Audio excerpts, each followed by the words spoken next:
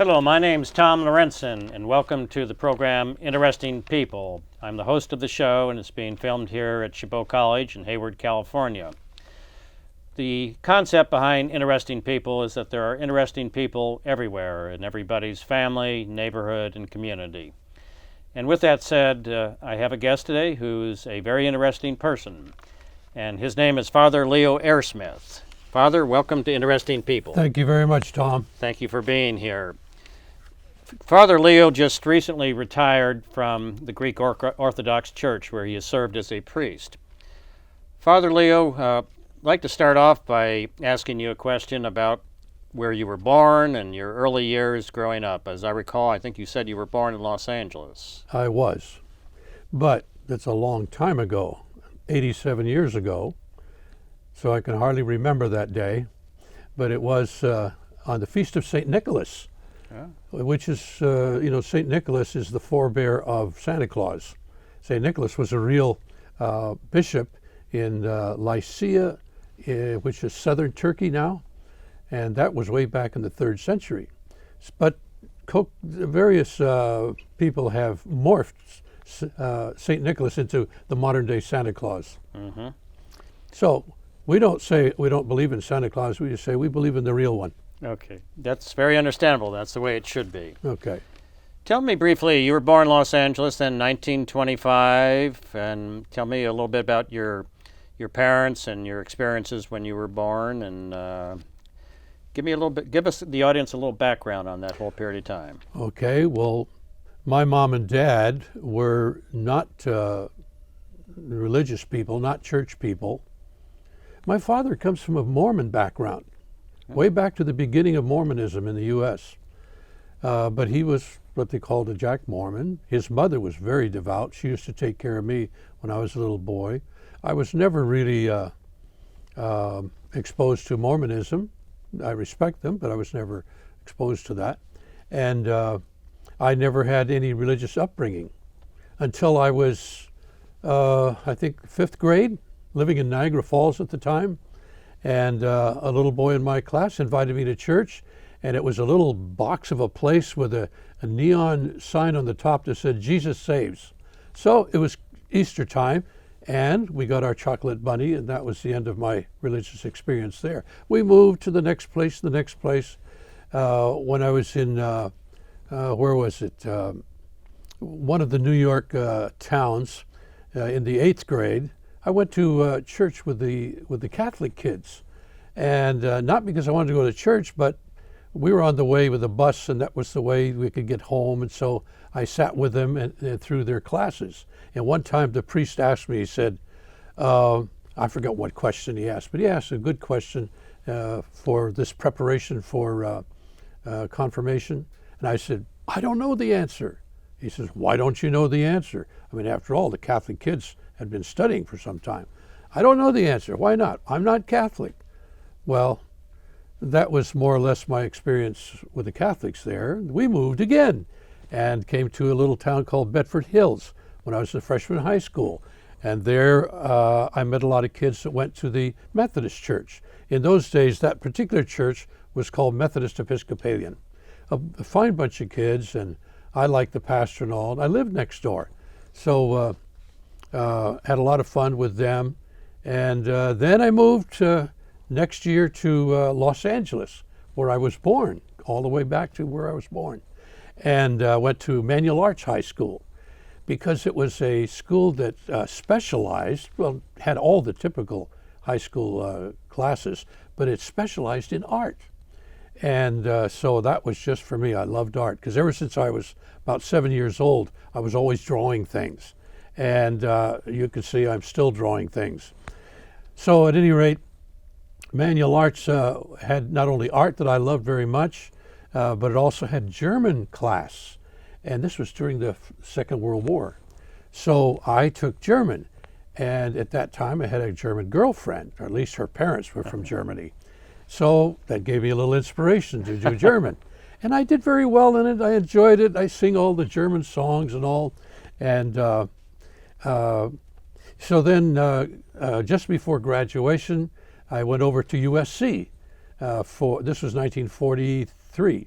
because I graduated in 43, went to that summer school, German, 5 hours a day, 5 days a week.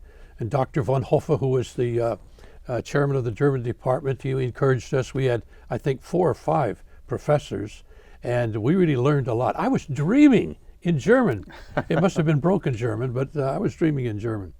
So that was USC.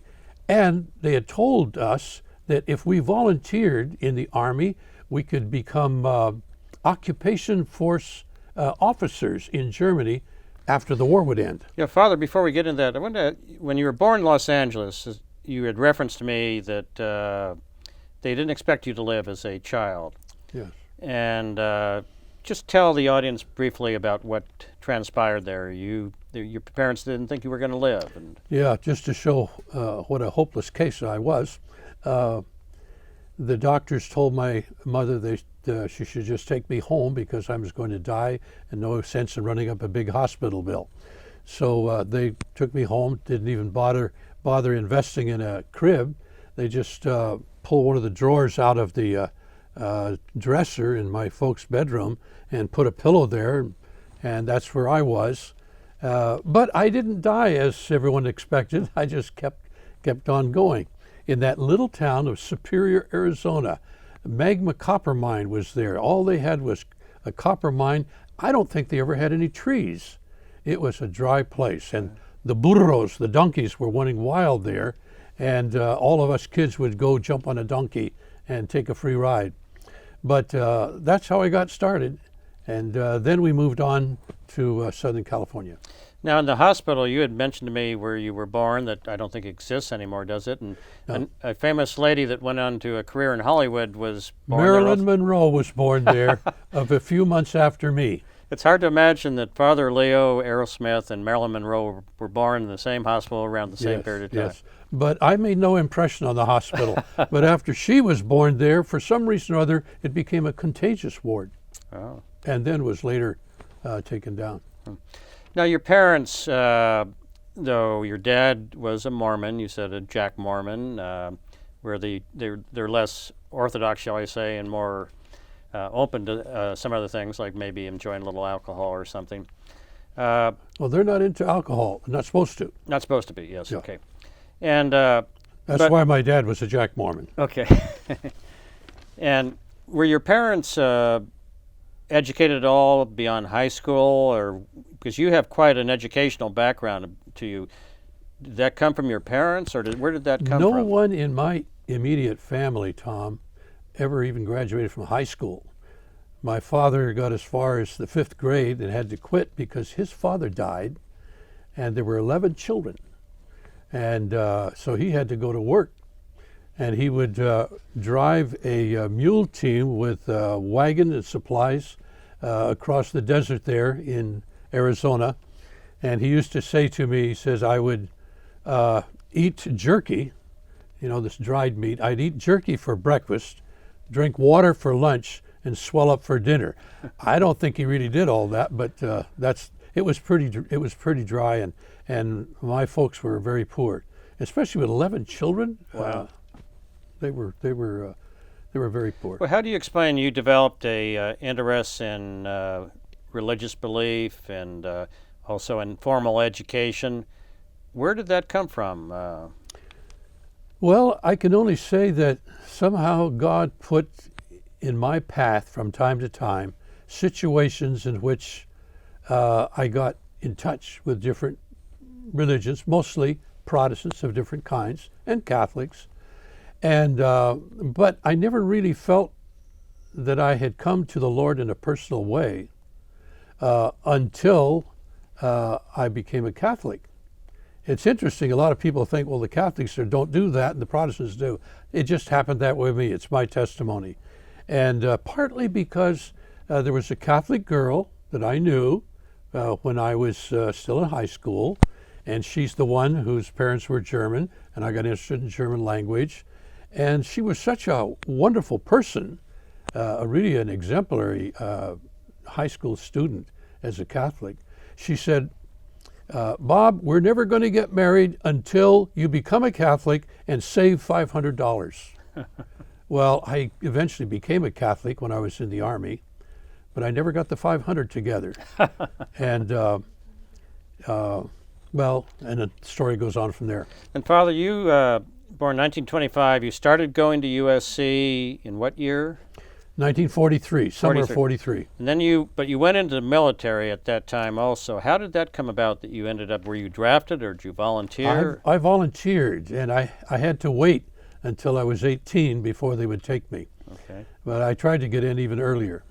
And as soon as I got in, they put me in infantry basic training. And one time I saw a special program from the paratroopers down at Fort Benning, Georgia. So they put on movies of like German paratroopers, including Max Schmeling jumping in Cyprus, I think it was. Wow. And they said, if we can scare you away, we don't want you.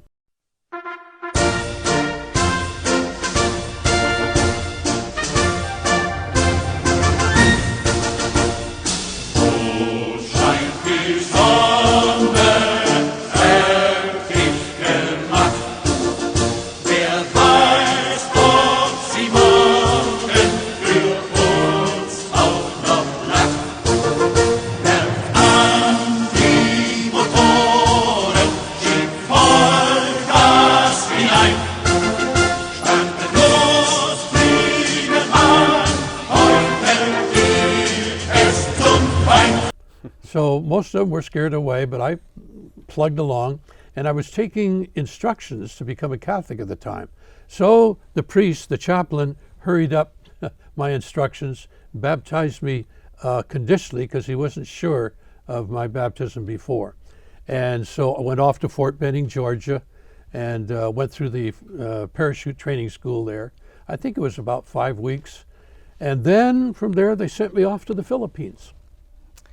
Now, your first parachute jump, what was that like at Fort Benning? Well, the first 5 were in training. In training? You pack your own parachute. And when I was packing my parachute on this very long table, it slipped and fell off. So I started to bundle it back up, and the sergeant said, "Don't worry, it'll work." And it worked, as a matter of fact. Okay. But eventually, I think it was probably the 3rd or 4th jump I made near Fort Benning, Georgia, that my chute didn't fully open. It sprung some openings in the panels. So I was coming down faster, and I got on the top of somebody else's parachute, and neither one of us had hit the ground yet. So it partially deflated that parachute, and we kept going down. And so, of course, the man below hit hardest because we were going fast. And as soon as he hit, I got a little reprieve, but still hit kind of hard. Yeah. You never knew exactly what was going to happen when you went out that door. I'm sure. After you left Fort Benning, then were you sent right to the Pacific Theater then from there? After a furlough home, I was sent directly. My POE was where was that? It was in Carmel, right next to Carmel. To Fort Ord? Fort Ord, yes. I was there in 1944, and while we were waiting to be shipped out by a freighter, I went with some other artists. We went to Carmel to do some drawing. And so that was wonderful, go and do life drawing, because that was my thing. And the officers liked to have me decorate their tents at that time with pretty girls, if you will. So anyhow, off we went to the Philippines. Took 30-some days to get across the Pacific going zigzag, because they said they wanted to confuse the enemy. Sure. I think they only confused us. But it was 1,000 paratroopers on that ship, the USS General McRae, and it was policed by the Marines, and it was manned by the Navy. And when we crossed the meridian, they wanted to shave our heads. That is, everybody except the paratroopers. So we had a little altercation there with the other members of the military, and we won. Interesting. And we landed in New Guinea. Okay. Father Leo, we're going to take a brief pause here for a public service announcement, and then we'll come back and continue with our conversation. Thank you. Nice. Run! Yes! Go! Yes! Yes! No.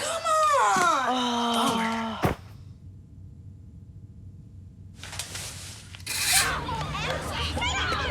on! Oops. Yeah, sure. Let's go. Moms everywhere are finding ways to keep kids active and healthy. Works every time. Get ideas, get involved, get going at letsmove.gov. Now we're going to continue with our conversation with Father Leo Arrowsmith here on Interesting People. Father Leo, you had referenced then becoming a paratrooper, going through Fort Benning, Georgia, and then you're meandering to avoid the enemy with the Navy, going over to the South Pacific.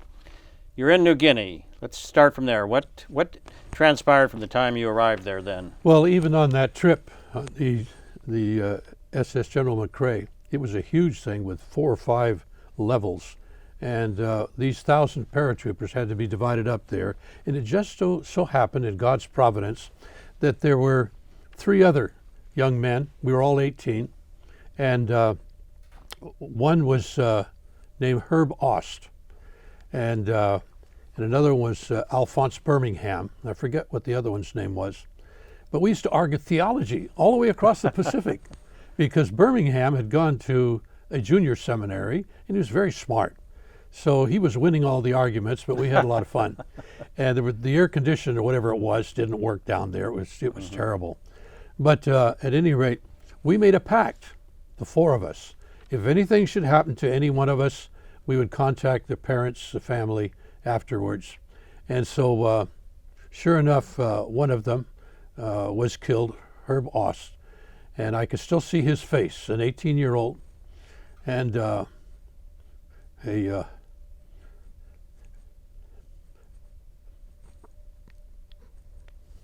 It's okay. I know the memories are clear, Father. a mortar round took off the top of his head. One of the others received a lot of machine gun wounds. Later became a professor at Texas A&M. The other, Alphonse Birmingham, went to the Jesuits before me, but he had a nervous breakdown, had to leave. And he later went into diocesan seminary, became a priest. He may still be so, as far as I know.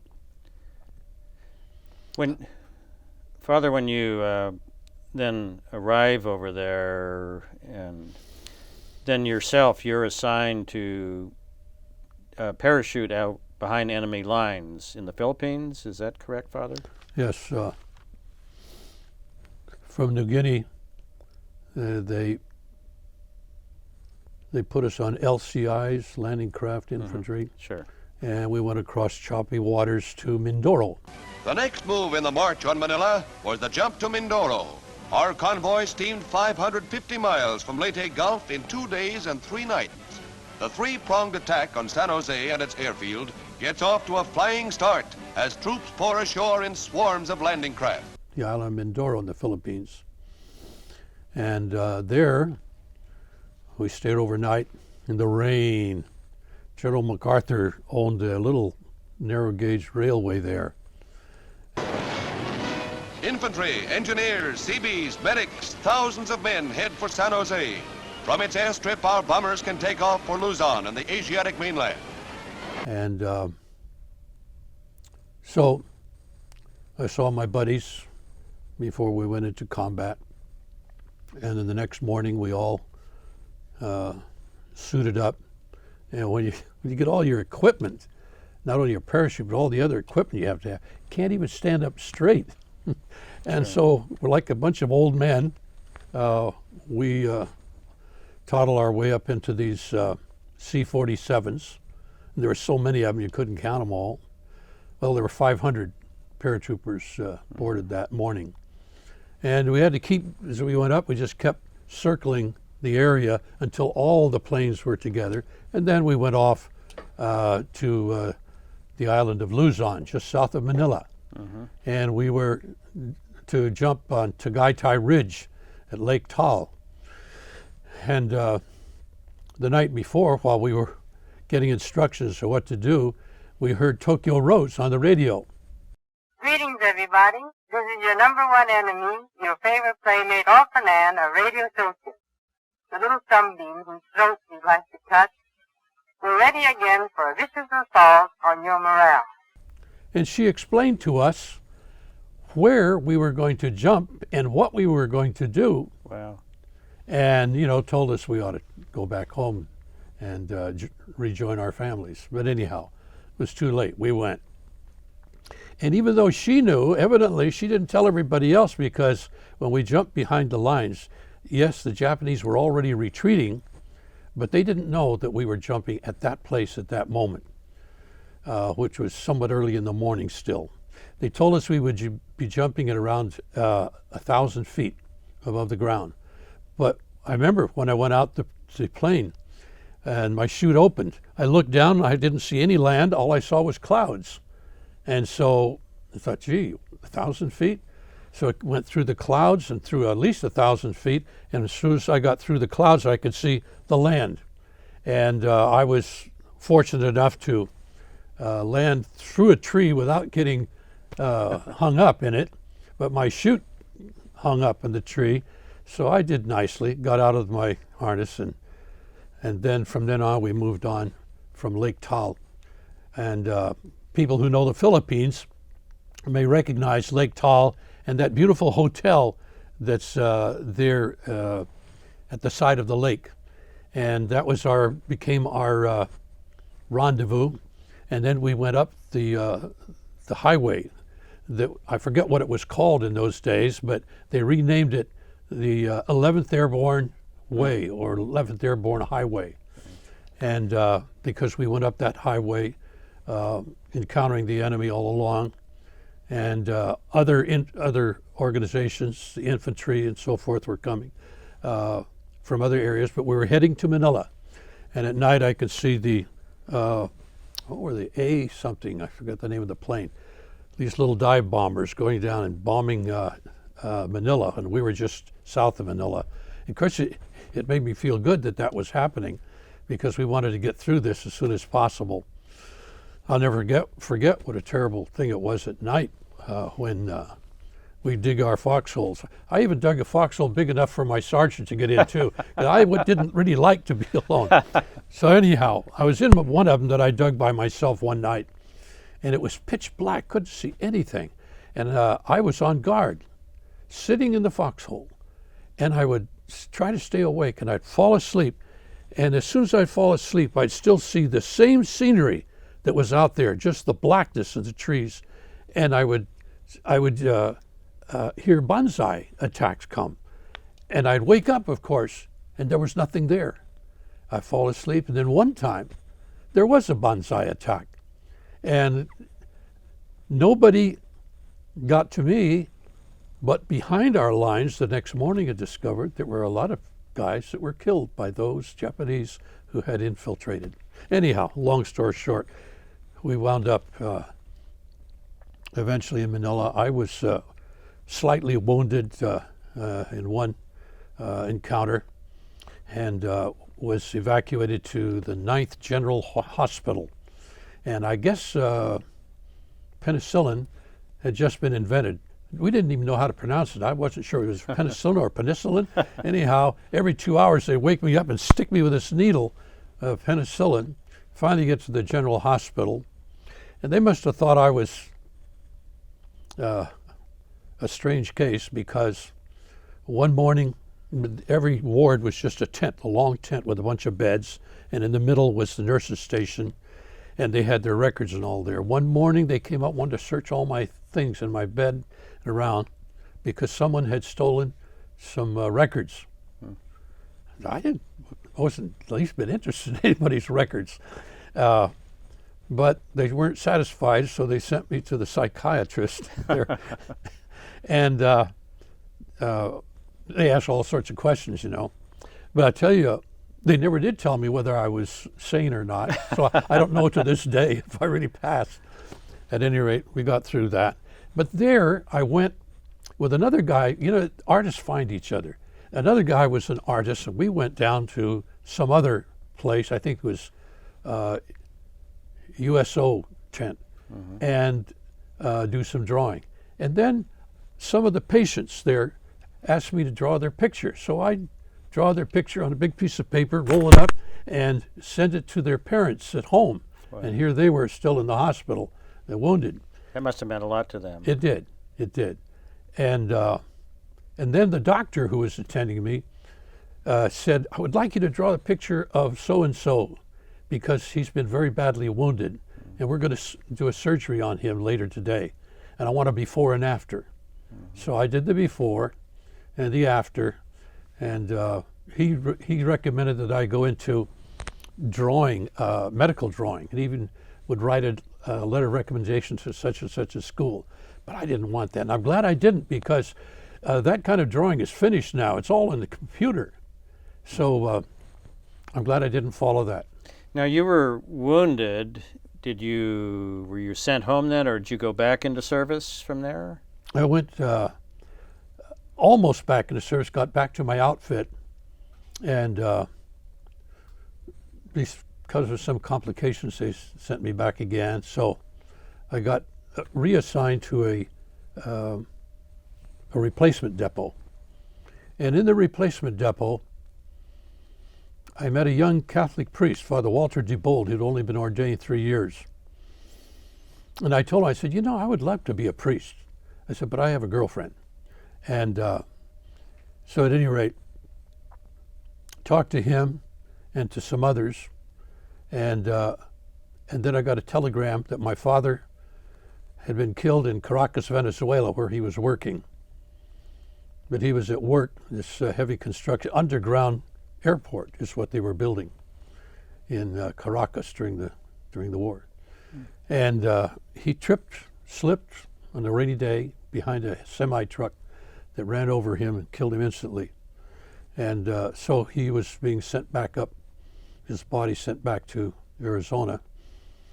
And I went to Father DeBold and started the process of getting an emergency referral home, because the atom bomb had just fallen on Nagasaki and Hiroshima. I see. So I got the emergency referral home, but I was a week late for my father's funeral. And I told my mother that I wanted to be a priest. She said, oh, I lost my husband and now I'm going to lose my son. Huh. Well, she really didn't lose a son.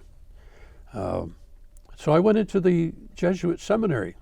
First, I went to Loyola University for a while in Los Angeles and studied Latin and Greek, Russian, and some other courses that we needed. Because there was a missionary from Japan there, an old man. Old? He was 59. I can hardly remember back to 59. Anyhow, I was 20 and he was 59. We became fast friends immediately. And he encouraged me to go to Japan, to ask for Japan.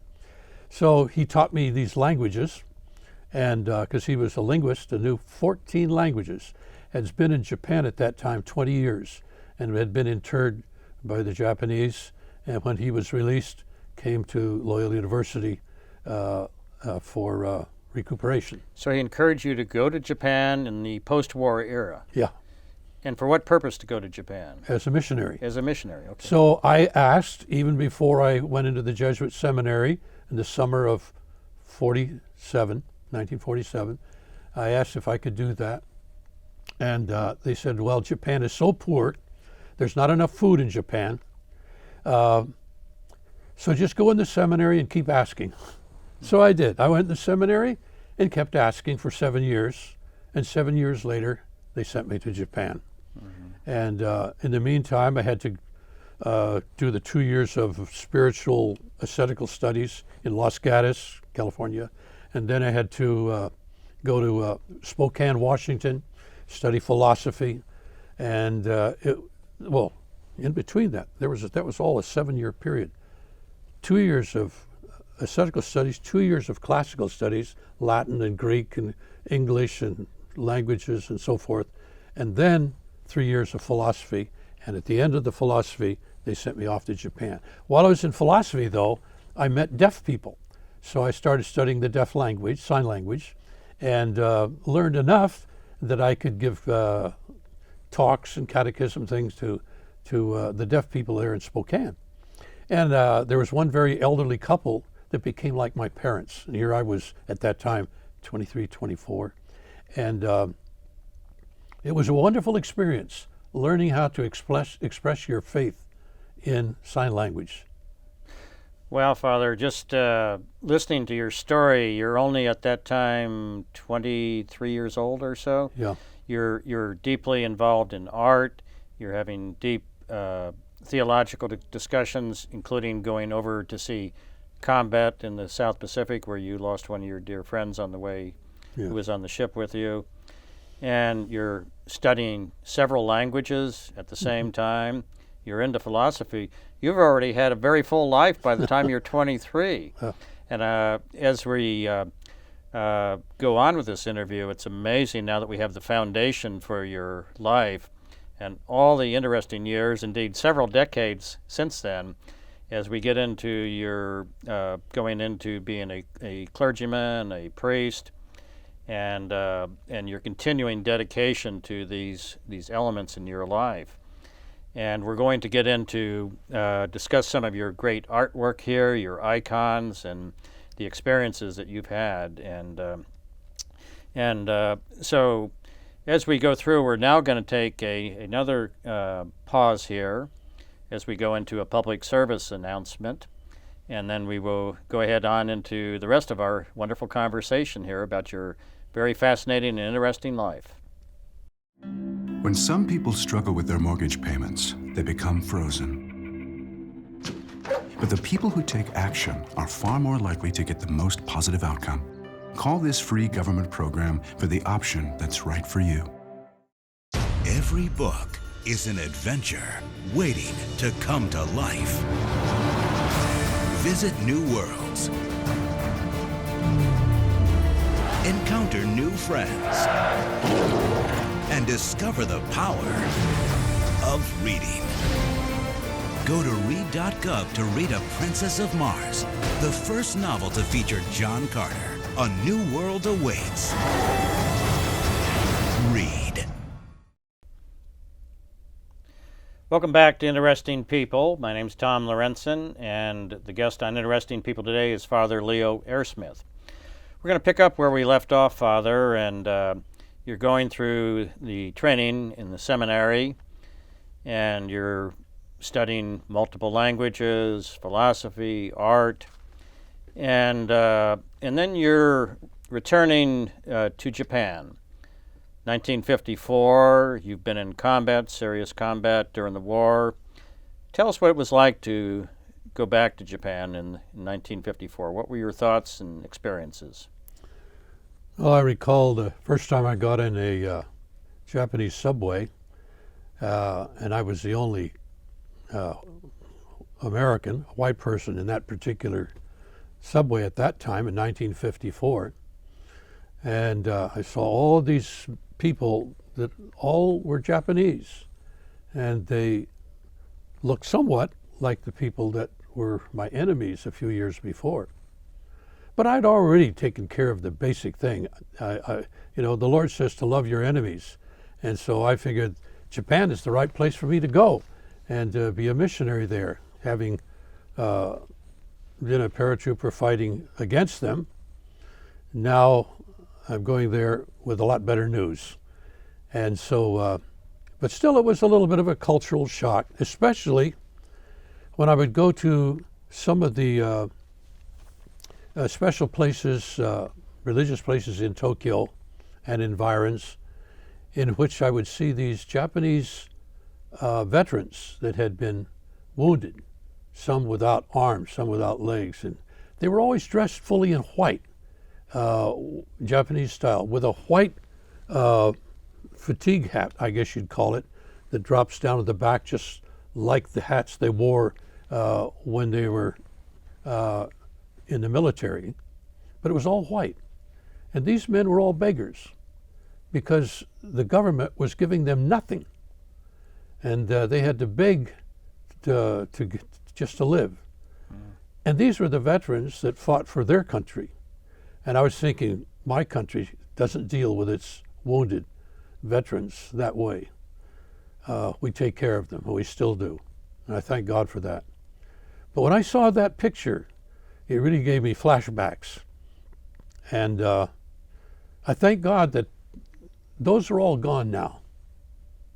I doubt, when I went back to Japan 5 years ago for a short visit, I didn't see any of those anymore.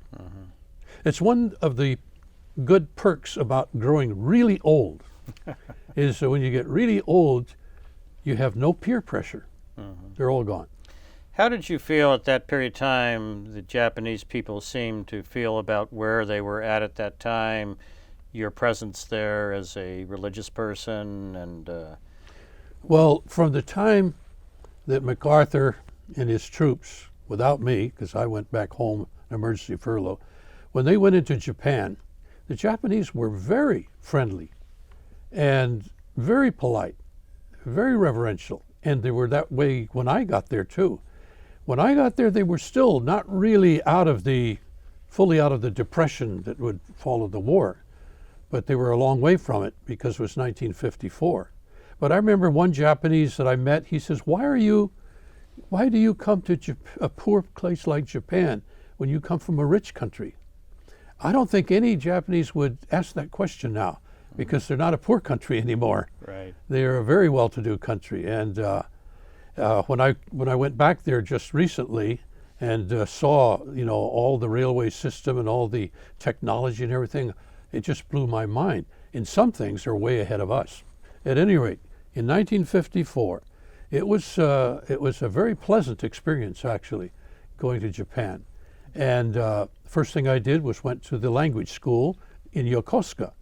Now that had been a submarine repair base during the war, and so they had this I don't know what to call it, a section of the water from the Yokosuka Bay would come in between these concrete pieces. A submarine would come in there and be raised up, I guess, and worked on for repair, a Japanese submarine.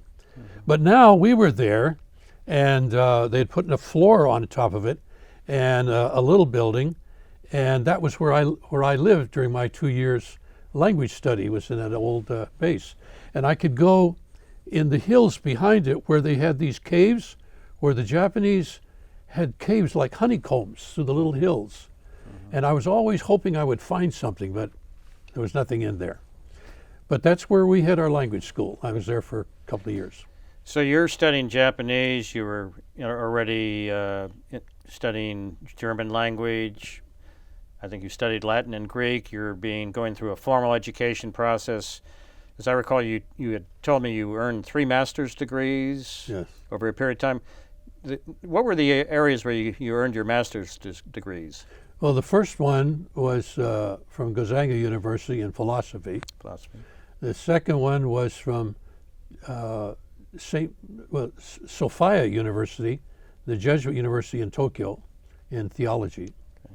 And the third one was a Master of Engineering in Architecture from Tokyo University, where I studied under Yoshitake and I forget the names of some of the others, including the one that designed the great cathedral in Tokyo, Tange. Tange designed that. And then here in San Francisco, 3 or 4 years later, they built the I guess it's New St. Mary's Cathedral, and it's got basically the same structural design that Tange did in Tokyo a few years before. How did you get interested in architecture? Well, right after the war, there was such a burgeoning of missionary activity from the Catholics, from the Protestants, that all over the nation, that they were increasing in numbers greatly. And the Jesuits were also building new buildings, a lot of buildings. And so I said, gee, I would like to do that because they evidently needed something. The Jesuit superior, Father Pedro Arrupe, who later became the general of the Jesuits, he sent me to study architecture. And he said, you can go wherever you like. Go to the States and study architecture. I said, I'd rather study it here in Japan if I'm going to work here in Japan. Besides, I want to increase my knowledge of the language and culture. So they allowed me to go, and through some good connections, I was able to take the entrance examination into Tokyo University, which is the #1 university in Japan. And the reason I passed is because the examining professors were very kind to a foreigner that they didn't expect to do even as well as he did. Everything was in Japanese. The two languages were English and German. Okay. So in the German examination, I did very well. But in the English examination, I did very poorly because the Japanese study the language in its grammar and so forth in a very exact fashion, and to translate some of the difficult sentences of English into Japanese and difficult Japanese into English was just beyond me. But they all laughed, because they knew that I knew English. So even though I, for all practical purposes, failed the English exam, they let me by. Very interesting. So you're mastering you're in philosophy, theology, architecture, several languages, and you're going into the priesthood at the same time. Yes. And so you end up going into the priesthood. Tell our audience about what it was like going to the priesthood, and then where you were practicing, and some of the experiences you had during those early years. Well, Tom, I think the Jesuits have changed a lot of their system since my time. But when I went into Los Gatos in 1947, until I finished tertianship in 1961, 3, 1, 4, that's 14 years. I think it really winds up to 15 at any rate. And 2 of those years toward the middle were studying Japanese and practicing as a teacher. But 15 years altogether. Went to Japan halfway through. When I finished the Jesuit studies, the last year of the Jesuit studies is totally ascetical, and we did that in Hiroshima, and with Japanese students and a few other foreign students. And they sent us, some of us that could do it in Japanese, sent us to Japanese monasteries or whatever to give a retreat, an Ignatian retreat, which is what is in its fullest is 30 days. I was sent to give an 8-day retreat in Japanese to the nuns on Mount Fuji, or near Mount Fuji, the foot of Mount Fuji, because they ran the leprosarium, the only one that was still remaining at the time. And that leprosarium was just full of Japanese lepers. And so I gave the sisters the talks in Japanese, my broken Japanese, about the exercises of St. Ignatius. And occasionally I tried to do a joke, because I like jokes. But the sisters never laughed. Mind you, I'm doing this in Japanese. They never laughed, straight face. And I found out afterwards it was because they didn't know whether it was a joke or I was making a big mistake in Japanese. So they were being polite and not taking any chances and not saying anything. But every morning I would serve Mass in the leprosarium chapel, and the lepers that could come to the church could still walk. They came, and some of those who could walk, didn't have a mouth or whatever. I remember giving communion to someone. You had to find a place to put the communion. And while I was there, I met a poet, a Japanese poet, but he was blind. So his friend, he was leper, and his leper friend would read to him, and he would give dictation for poetry. And he was a rather well-known poet there in Japan at that time. I was very edified at the kind of people that were in the leprosarium. And they had, during the Mass, they had loudspeakers, or what do you call it, throughout all the wards of the hospital there, so that those who couldn't get to the chapel could still hear the Mass. And after the communion, I had to be careful, wash my hands with some kind of special alcohol or whatever it was. But I'll tell you, that was the deepest sort of experience in my life in terms of living as a priest. Now, I was ordained there in Japan. In Japan. At the end of my 13th year of seminary in Tokyo by the shortest cardinal that ever lived. Well, he was only archbishop when he ordained me in the Jesuit church in Tokyo called St. Ignatius Church, right outside of Sophia University. And I have a photograph of me kneeling in front of him sitting, and I was taller than he was as he was laying hands on me at the time, doing something there. At any rate, there were about a dozen of us being ordained at that time. That was 1960, and my mother had come over just for the occasion.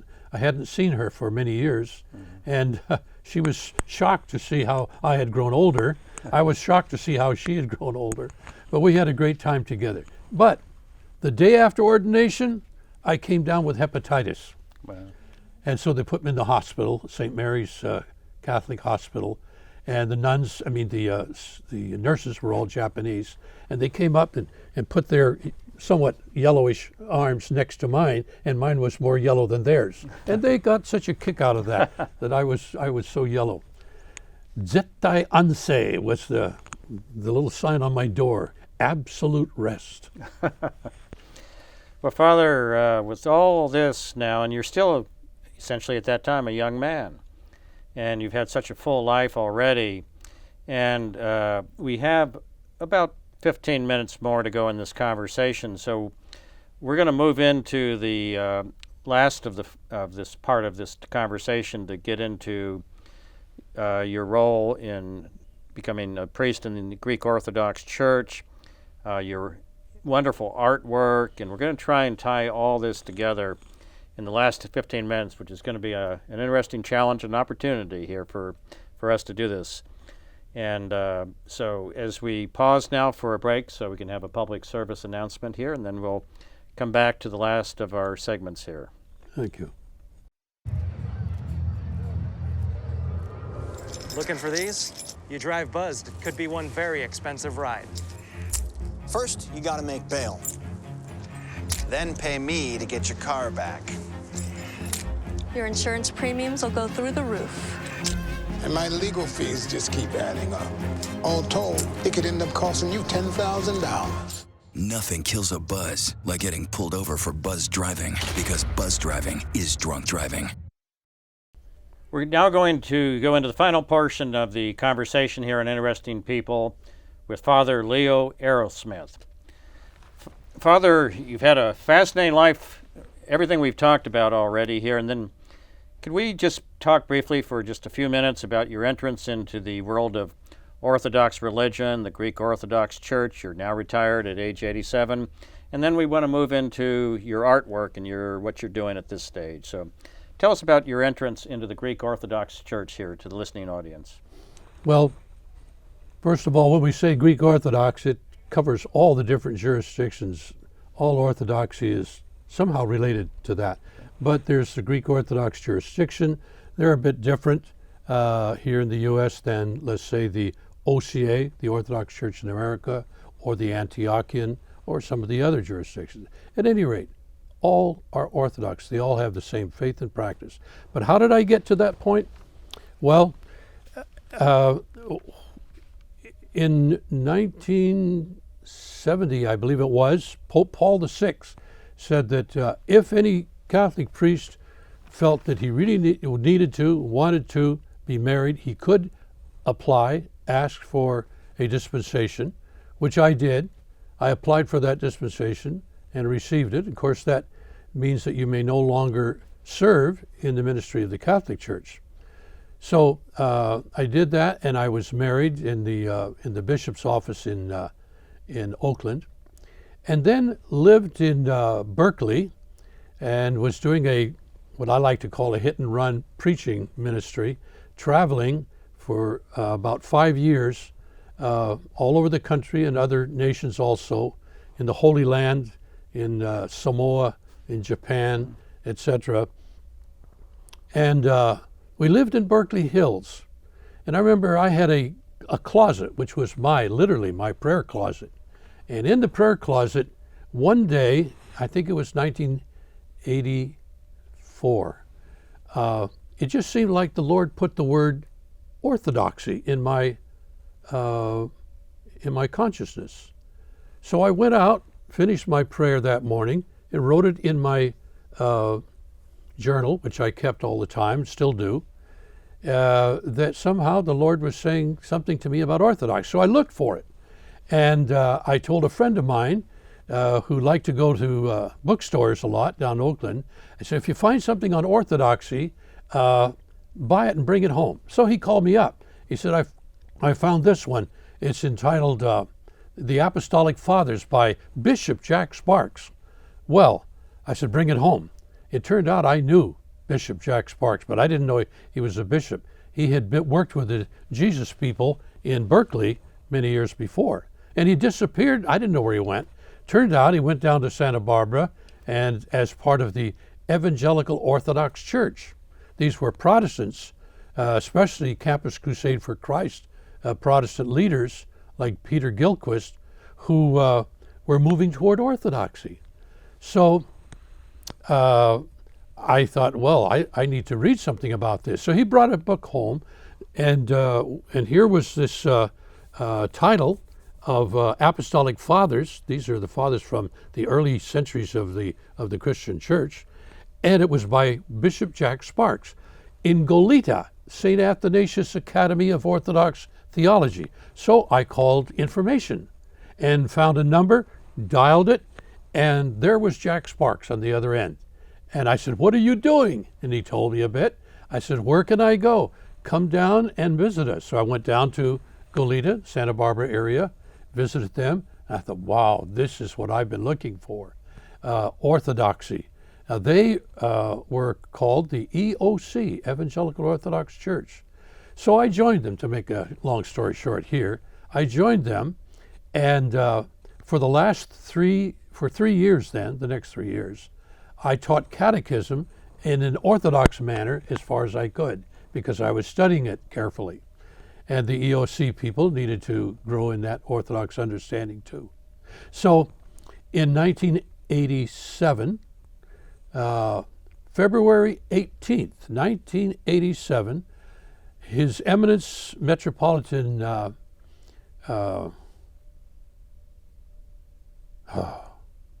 the Metropolitan, I've forgotten his name for the moment. It'll come to me. But he ordained us en masse. And since I was being ordained on the feast of St. Leo the Great, Pope of Rome, who died in the year, I think, 461, I took his name. It was his feast day. So I changed my name from Robert Arrowsmith to Father Leo Arrowsmith. And I've kept that name ever since.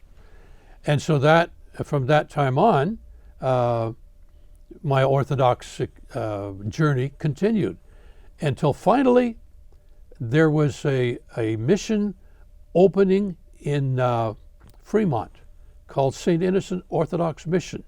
The priest had been seriously ill and had to leave his ministry there. And so I volunteered and became part of that. It's actually the Russian tradition in what's called the Orthodox Church in America. It's autocephalous. It runs its own church here in the U.S. And so I became the pastor, the rector, if you will, of that little mission. I think there were about perhaps 8 or 9 people on that first Sunday, which was Father's Day, 1987. And I have been there for a whole 16 years, until October 1st, 2012, when I was retired by my bishop. Another word for being unemployed, I guess. And since then, I have been assisting in the Greek Orthodox Church called Resurrection Greek Orthodox Church in Castro Valley on Center Street with Father Michael Prevas. And I know a lot of the people there. And this coming Sunday, I'm going to be serving in his place. It's nice to see the different jurisdictions.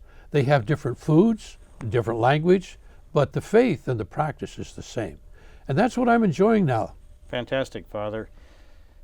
When people think of art, like myself, we often think of places like Carmel and Laguna Beach, where artists gather and do their paintings and sculptures and other artwork. Art's been a key part of your life sounds like from your childhood forward. And you had shown me this carving here, which on the bottom, as you showed me, was done in 1951, a wonderful wood sculpture. And we have some of your artwork here. Tell us a little bit about your artwork and why art is so important to you and important to your religion. Well, first of all, the reason I got involved in icon painting, we like to say writing icons, because it's like writing the Gospels. You're dealing with the same material, the good news, the Bible material. At any rate, I got interested in writing icons because our little mission didn't have any. And I thought, well, I'll have to do a couple of them. So I did a couple, and everybody appreciated it. So I just, from that time on, when was that? 1996. From 1996 on, I just kept painting my icons one after the other. And I painted now over 50 for my little church called St. Innocent, now in Livermore. And now that I'm retired, I continue to paint almost full time. The icons then were needed, and that's why I got started. But over the years, I've come to appreciate it more and more because the icons are considered as windows to heaven.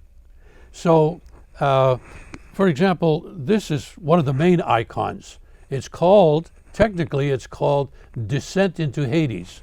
Christ dying on the cross, going down into Hades, and then rising from the dead, taking those, including Adam and Eve, taking captivity captive and raising them from the dead. And which means not a resurrection now, but being set free from the bondage of Hades. Down in the bottom you see a personification of Hades. Not really Satan, might as well be, and that totally black area is Hades, that holding place that before Christ came, everyone died and was in whatever that holding place is, called Hades, until Christ came and suffered on the cross, died, descended into Hades, rose again from the dead, and ascended to the Father, sent the Holy Spirit.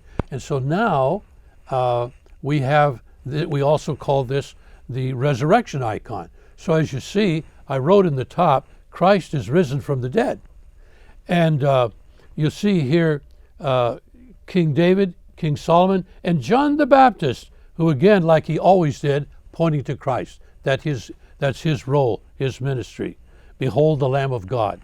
And so Christ is breaking through Hades and rising, and the mandorla, a kind of an aureole, shows his divinity and the fact that the gold rays come out from him. So icons are very symbolic. In fact, I would call it symbolic realism. So you can see their realistic faces and all, and yet the way it's put together is very symbolic.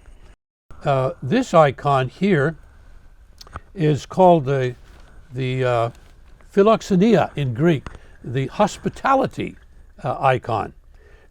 Andrei Rublev, a 14th century Russian iconographer, probably the most famous of all iconographers, that is, writers or painters of icons in the world.